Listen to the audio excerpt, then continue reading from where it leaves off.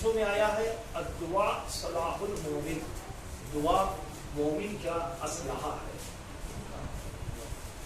جیسے فوجی کبھی بغیر اسلحے کے نہیں رہتا، اسی طرح مومن کو بغیر اسلحے کے نہیں رہنا چاہیے.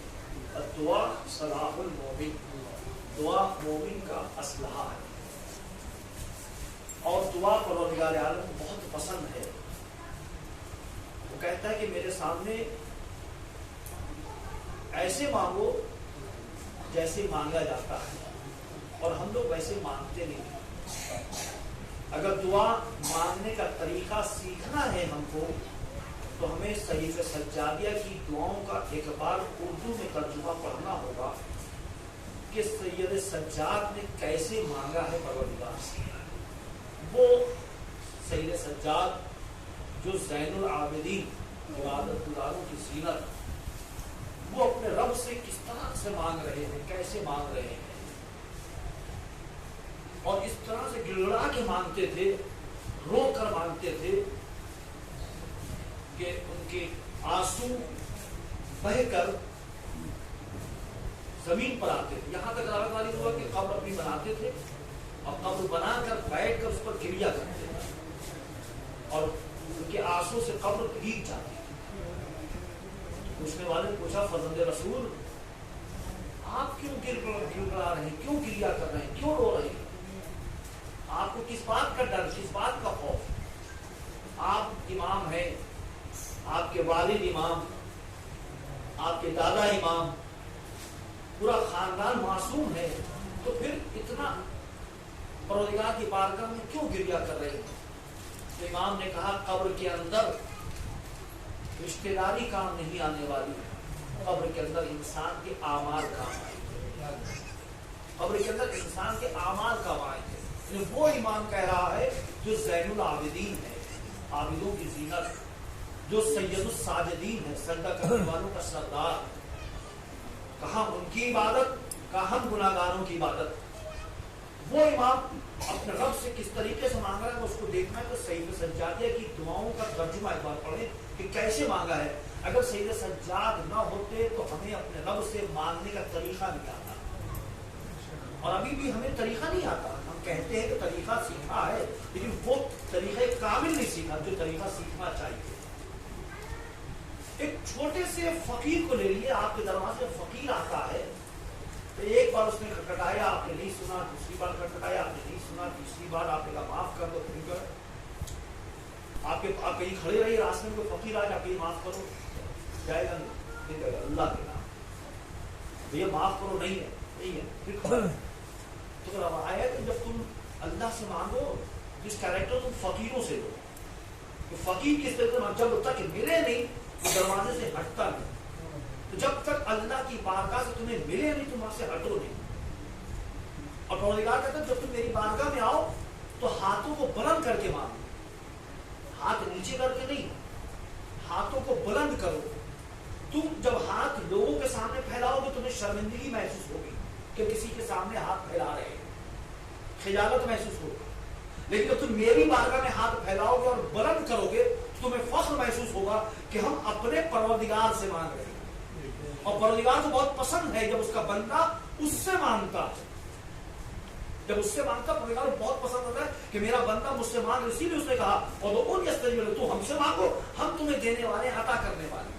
یاد ہے کہ یہ ہاتھ جو ہے ہمارا، یہ پل کا کام کرتا ہے. اگر انسان کے سامنے پھیلا تو شرمندگی، خجالت، غیرت گوارا نہیں کرے گی.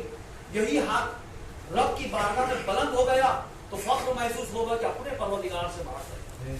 جس طرح ایک بیٹا اپنے باپ سے مانگتا ہے بغیر شرم کے، اسی طرح انسان کو اپنے رب سے مانگنا چاہیے بغیر کسی شرم کے، کہ وہ عطا کرنے والا، وہ دینے والا ہے. ہاں بعض وقت مصلحت ہوتی ہے کہ وہ نہیں دیتا، لیکن دیتا ضرور ہے، نہیں دے کر بھی دیتا ہے. اسی چھٹے امام نے فرمایا کہ جب تم دعا مانگو تو دعا مانگ کر اپنے ہاتھوں کو اپنے چہرے پر مل لو. کیوں؟ امام نے کہا اللہ کی بارگاہ میں جو بھی ہاتھ اٹھے وہ خالی واپس نہیں ہوتا. اگر مصلحتاً جو مانگ رہا ہے بندہ، اگر مصلحتاً پروردگار اس سے نہ دے تو رحمت ضرور دیتا ہے. تو اس رحمت کو تم اپنے چہرے پر مل لو. خالی ہاتھ وہ نہیں رکھتا. ہاں مصلحت نہیں دیتا. کیوں نہیں دیتا؟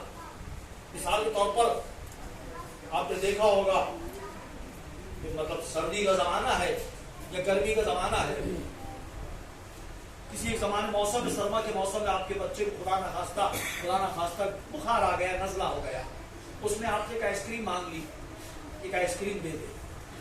تو آپ باپ ہیں، آپ کا دل گوارا نہیں کرے گا نہ آپ کی عقل گوارا کرے گی.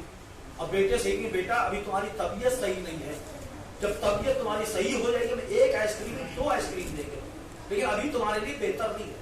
تو ایک عاجزی باپ اپنے بچے کی بہتری نہیں سمجھ رہا ہے کہ نزلے زکام کی حالت میں اسے کوئی سرد چیز ٹھنڈی چیز دی جائے. تو وہ تو معبود حقیقی ہے، وہ سمجھ رہا ہے کہ ہمیں کس وقت کون سی چیز چاہیے. ممکن ہے کہ ابھی ہم کچھ مانگ رہے ہوں جو اپنے مفاد کے لیے ہے، وہ اگر ہمیں دے دیں تو ہم گمراہ ہو جائیں. دیکھا ہے آپ نے، آج بھی دیکھ لی نوجوانوں پاس اگر دولت آ گئی ہے تو کس طریقے سے وہ بہا رہے ہیں، کیسے بہا رہے ہیں، کہاں بہا رہے ہیں. انہیں شیطان بھی ہوگی، ہمیں مال چاہیے حرامی سے مال دے دے، مال دے دیا، لیکن کہاں جا رہا ہے مال. تو انسان کو اللہ دیتا ہے وقت دیکھ کر، اور جب انسان کو دیتا تو پھر انسان کے اندر اس نے ایک طریقہ رکھا. کسی کو غریب بنایا، کسی کو متوسط بنایا، کسی کو بہت زیادہ امیر بنا دیا.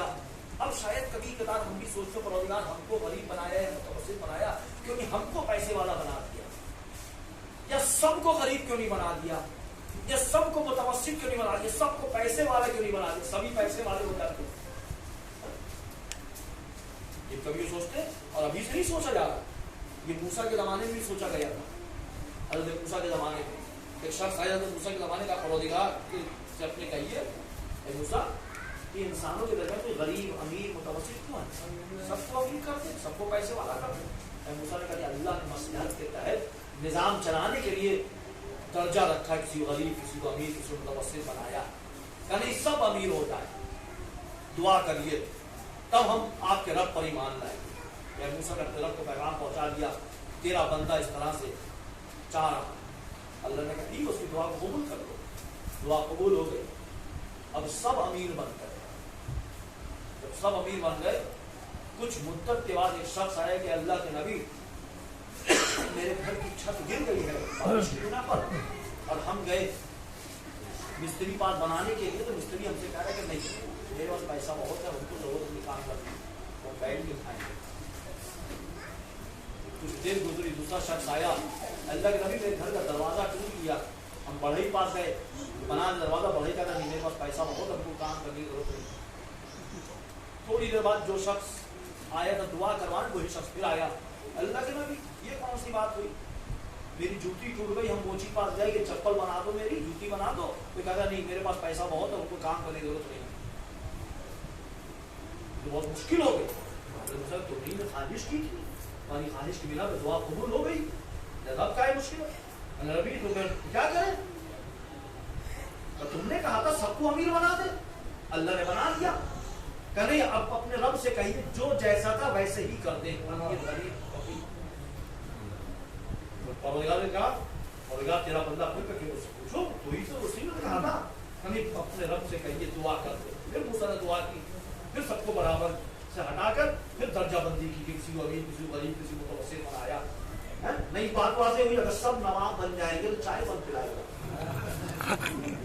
اب واضح ہو گیا نا، سب یہ اگر نواب بن جائے تو چائے پلانے والا کون رہے گا. نہیں، اللہ نے جو نظام رکھا ہے دنیا کو چلانے کے لیے رکھا ہے،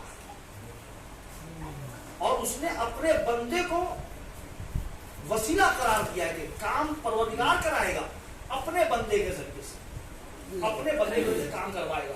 میں زیادہ وقت آپ کا نہیں دوں گا، بہت اختصار